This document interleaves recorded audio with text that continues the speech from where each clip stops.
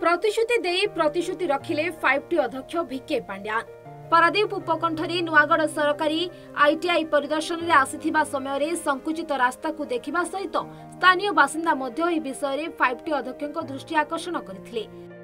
शीघ्र रास्तार संप्रसारण हेबा नै प्रतिश्रुति देथिले भिके पांड्यान। प्रतिश्रुति अनुसार 57,50,000 टंका मंजूरी हेबा सह नुआगढ़ ठारे सरकारी आईटीआई पर्यंत रास्तार संप्रसारण कार्यर भित्ति प्रस्तर शुभ देइछंती पारादीप विधायक समित राउतराय। विधायक आसुथिबा नै नुआगढ़ निकटरे शताधिक संख्यार ग्रामवासी उपस्थित रही विधायकों स्वागत करथिले एवं नुआगढ़ ग्राम निकटरे रास्ता कार्यर भित्ति प्रस्तर शुभ देवा सहित ग्रामवासी मानक सहित विभिन्न समस्या विषय आलोचना करथिले। आगामी दिन में सरकारी आईटीआई निकट में एक ब्रिज निर्माण करा सहित नुआगढ़ ठारू सिंगिटाली पर्यंत रास्तार संप्रसारण कार्य हेबा नै कहिसंती विधायक।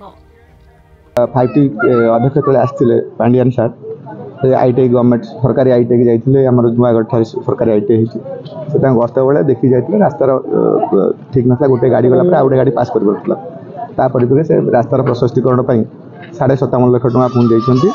आज माननीय विधायक आम प्रिय विधायक आम समस्त चिर नमस्कार द्वारा आज शुभ दिहला एक रास्ता प्रशस्तीकरण माननीय मुख्यमंत्री 57.5 लाख टका अलटमेंट देइछंती। तो बर्तमान ये रास्ता चौड़ा हम जो आईटीआई जावाई सुविधा हम तो आज भित्ति प्रस्तर शुभ दिहला काम। तेरे 5T अध्यक्ष विधायकों को अंचलवासी धन्यवाद अर्पण करिसेंती। पारादीप सुमन स्वाईं को रिपोर्ट सूचना टीवी।